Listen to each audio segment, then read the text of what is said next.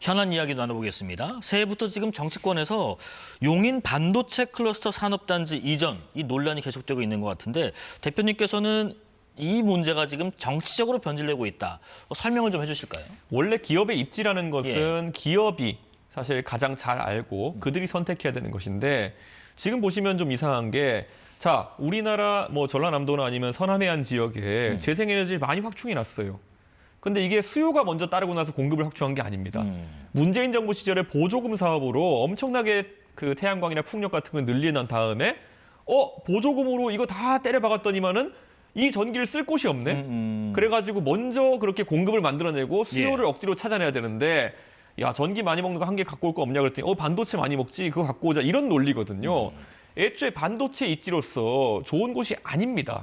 그리고 지반이 약해가지고 이 반도체 장비라는 거는 우리가 나노미터를 다루는 그런 장비들입니다. 네네. 나노미터면은 뭐 머리카락보다 한참 얇고 거의 회로선 폭이 엄청 미세한데 지반이 약하면은 이 기기가 조금만 흔들려도 불량이 왕창 나오는 겁니다. 그래서 애초에 반도체 전문가들은 새만금이나 이런 지역은 그런 미세한 것을 다루는 것보다는 오히려 배터리라든지 이런 산업에 적합하다. 이렇게 해서 실제로 새만금에서는 뭐 여러 대기업 중심으로 해가지고 배터리 사업을 추진하려고 준비했던 것들이 있습니다. 그 외에도 보면은 농업이 옆에 바로 이제 호남평화 붙어 있다 보니까 뭐 사료 산업이라든지 이런 것들을 이제 발달시키자는 계획이 있었거든요. 근데 정작 그 배터리 사업을 하는 분들도 가보려니까 여러 가지 조건이 맞지 않아가지고 좀 발을 빼려고 하는 모양새고 그런 거거든요. 그러니까 굳이 말하자면 배터리 사업도 약간 주저할 수밖에 없는 곳에 더 이제 세밀하고 미세한 가공을 해야 되는 그 반도체를 넣겠다. 이런 것은 정치 논리 말고는 그냥 설명이 안 되는 겁니다. 호남 분들 좀 서운해하시겠는데요. 그래서 제가 말씀드리는 게 뭐냐면 제가 처음에 그런 것을 반박 입장을 페이스북에 쓸 때도요. 차라리 지원을 해가지고 저도 그렇고 개혁신당도 그렇고 원래 하기로 했던 배터리 산업이나 이런 걸 키우는 것에는 어느 누구도 반대하지 않을 것이고 지원을 해야 된다. 제가 국민의힘 대표할 때는요. 새만금 지역의 MRO 사업 그리고 새만금 지역의 항만을 통해 가지고 그런 어떤 농업에 필요한 사료나 아니면 곡물을 수입하는 사업이라든지 이런 것들은 적극 지원하자고 제가 입장을 밝힌 적이 있어요. 근데 이건 지금 반도체가 이미 우리 다 국민은 다 알아요. 아, 용인에서 우리가 투자를 하고 있구나. 그게 벌써 몇 년 된 얘기인데 이걸 갑자기 정치적인 논리로 뒤엎으려고 하니까 문제가 되는 것이죠. 저는 새만금에 지금 보면 예를 들어 스마트팜이라든지 새만금의 특징을 살린 여러 산업을 지원한다고 했을 때는 저는 당연히 거기에 적극적으로 찬성 의사를 밝히고 계속 찬성 의견 내겠습니다. 예. 이해훈 기획예산처 장관 후보자 청문회 곧 열립니다. 근데 지금 여론조사 보니까 녹록지 않아요. 적합하지 않다는 응답이 절반에 가깝고 이게 지금 청문회까지 아직도 일주일이나 남았거든요. 갈 수 있을까 하는 분들도 계세요. 어떻게 생각하세요? 이해훈 후보자가 사실 최근에 드러나는 것들을 보면은 임명직으로 굉장히 부적절한 처신들을 한 건 맞는 것 같습니다. 이게 우리가 그 공무원을 선출직과 임명직을 구분하자면요. 선출직은 이런 것들을 다 알고도 국민들이나 주민들이 선택하면은 그 직을 하는 것이 정당화됩니다. 가장 대표적인 예로 대통령께서도 취임 전에 논란이 많으셨지만은 뭐 언사로도 논란이 있었고 여러 가지 전과로도 논란이 있었고 했지만은 어쨌든 당선이 되시니까 그 직무를 하는데 더 이상 그것에 대해 이의제기를 하지 않는 겁니다. 그런데 이해훈 후보자 같은 경우에는 지금까지는 선출직으로 활동해왔고 국민의 선택을 받기 노력해왔지만은 이제 누군가의 지명을 받아야 되는 위치인 겁니다. 그러면 청문회라는 절차 그리고 도덕성의 검증 이런 것들을 받는 것이 당연한 것이거든요. 저는 그래서 이번에는 지금까지 선출직으로서 이해훈 후보자가 겪어온 것과는 다른 차원의 검증이 이루어지는 것이 이해훈 후보자에게 좀 뼈아플 것이다 이렇게 생각합니다. 그런데 그게 본인이 선택한 겁니다. 선출직의 커리어를 버리고 이제 임명직으로 가겠다. 그러니까 그에 따른 이런 대우를 받는 것이죠. 그래서 좀 궁금하네요. 왜 지명을 한 사람도 받은 사람도 국민의힘 지도부와 교감하지 않았을까요? 저는 뭐 당연히 이재명 대통령 입장에서는 탕평이라는 정치적인 효과를 생각하고 오셨을 것이기 때문에 좀 더 전격적이기를 원하셨을 것 같고요. 이해훈 후보자 입장에서는 본인이 이제 인사 검증은 보내놨지만은 뭐 안 될 수도 있는 건데 마지막에 알리려고 하지 않았을까. 그런데 그 발표 시점에서 타이밍 미스가 나지 않았을까. 저는 그런 생각을 합니다. 과방위원으로 또 계시잖아요. 네. 지금 쿠팡 사태 관련해서 여러 가지 날카로운 지적들 많이 보고 있는데 어쨌든 지금 김범석 의장은 계속 나오지 않고 있고 이게 지금 쿠팡의 개인정보 유출 문제는 상당히 큰 문제인데 이걸 우리가 국회에서 계속 감정적인 대응할 것이 아니라 어떻게 보면 가장 현실적인 해결책을 좀 도출할 방법이 없을까? 묘안이 뭐가 있다 보세요? 그래서 제가 청문회 할 때는 네. 저는 기술적인 부분, 실제로 어느 정도의 정보 유출이 일어나느냐, 그리고 어떤 가능성이 있느냐, 우리 국민들의 개인정보를 보호할 수 있는 방법은 무엇이냐, 이걸 위주로 했는데 아마 민주당에서는 여러 가지 이야기, 그 기술적인 면이나 실제 보안 위협과 관계없는 내용을 섞었던 것 같아요. 그래가지고 보면은 쿠팡의 지금까지의 고용 행태라든지 그래서 막 그런 뭐 돌아가신 분들 이제 그 가족들 나오시고 이러면서 감정적인 면이 좀 많이 강조됐던 것 같고 그러다 보니까 그 외국인 CEO나 이런 사람들 나와가지고 그것과 문화 차이가 있으니까 굉장히 좀 청문회가 산으로 가고 이런 경향성이 좀 있었던 것 같거든요. 네네. 저는 여기서 우선 강하게 질책해야 될 거는 보안 유출에 대한 부분 그리고 이런 것이 발생하지 않도록 하는 것이고요. 거기에 더해서 나머지 부차적인 것들은 조금은 사족이 되지 않게 하는 게 되게 중요하다. 저는 이런 생각입니다.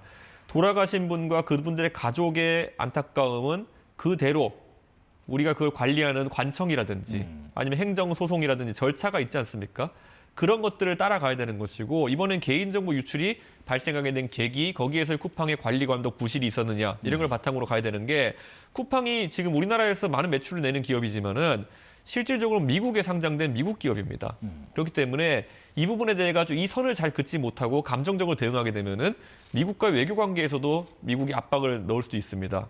저는 그래서 제가 얘기했던 것이 미국에서 이제 사실 공화당 쪽 유력 인사가 이 부분을 한국에 이제 그런 내용을 지적했을 때 제가 얘기했던 것이 이것은 지금 이 정보가 유출되어 가지고 중국인으로 추정되는 그 유출자에 의해 가지고 중국 쪽으로 정보가 넘어갈 개연성이 있는 것이기 때문에 이것은 단순히 그게 아니라 한미 양국이 공조해야 될 안보의 문제가 될 수도 있다. 그래서 그런 쪽으로 이해를 하면은 한국 정부와 우리 국회 대응이 이해가 실 거다. 오히려 이걸 풀어나가서 설명해야 되는 입장이었거든요. 근데 이거를 여당에서는 오히려 감정적으로 나가고 야당인 제가 이거 역할을 하고 있는 게 약간 좀 의아한 것이거든요. 그래서 앞으로 저는 뭐 우리 동료 과방위원 중에서 열정도 있고 이렇게 하신 분도 있겠지만은 사실 IT 쪽이나 이런 쪽에 전문성을 가진 의원은 뭐 제 옆자리 이혜민 의원님 정도가 같이 있는 거거든요. 그래서 앞으로 이 과방이나 우리 상임위들의 전문성이라는 게 좀 더 강화되지 않을까 하는 생각을 하고 있습니다. 예. 이재명 정부의 경제 관련된 이슈 먼저 좀 여쭤볼게요. 지금 코스피 지수가 오늘도 4,600선. 그런데 지난해 8월에 이른바 개업발이라고 하셨는데 지금도 같은 생각이세요? 그때 제가 개업발이라고 지적했던 거는 그때 이재명 정부에서 상법 개정안을 밀어붙이다가 갑자기 후퇴하는 모양새를 보였어요. 네. 그래서 코스피를 두 가지가 있습니다. 우리 산업이 잘 돼가지고 코스피가 올라가는 부분과 그렇죠. 구조적인 지금까지 코스피의 모순을 해결해가지고 올라가는 부분이 있습니다. 그래서 이 전자에 대한 부분을 지적할 때 만약 상법 개정안이나 이런 것들을 제대로 추진하지 않으면은 개업발에 그칠 수 있다. 그렇기 때문에 더 박차를 가해라 같이 얘기했는데 이걸 뜯어가지고 제가 무슨 뭐 그 거의 주술의 영역으로 간 것처럼 이제 얘기하더라고요. 근데 지금도 우리가 봐야 될 게 구조적인 한국 코스피 시장의 그런 모순들은 더 적극적으로 해결해야 된다. 예를 들어서 갑자기 기업이 투자자의 권익을 무시하고 배당 성향을 확 낮춘다든지 아니면은 기업 분할을 통해 가지고 투자자들에게 손실을 끼치고 대주주에게만 이득을 준다든지 이런 거는 철저하게 잡아야 되는 거고요. 최근에 다만 이제 코스피가 많이 뛰고 이랬던 것은 우리 모두가 알지만은 반도체 사이클상의 호황에 기인한 것이 굉장히 큽니다. 그리고 반도체 사이클의 호황이라고 하는 것은 이번 정부에서 본인들의 공이라고 얘기할 수는 없는 거예요. 그러니까 결국에는 지금까지 기업이 HBM에 투자하고 이런 현명한 판단들을 했기 때문에 그에 대한 보상이 주어지는 것이거든요. 그렇기 때문에 이런 것은 당연히 우리가 기업에게 응원하고 박수를 치되 구조적인 모순을 해결하는 것들은 정치인들이 더 박차를 가야 된다. 그렇게 분리해서 봐야 됩니다. 이재명 정부의 외교 분야에 있어서는 정책적 제언을 하신다면 어떤 제언을 하고 싶으세요?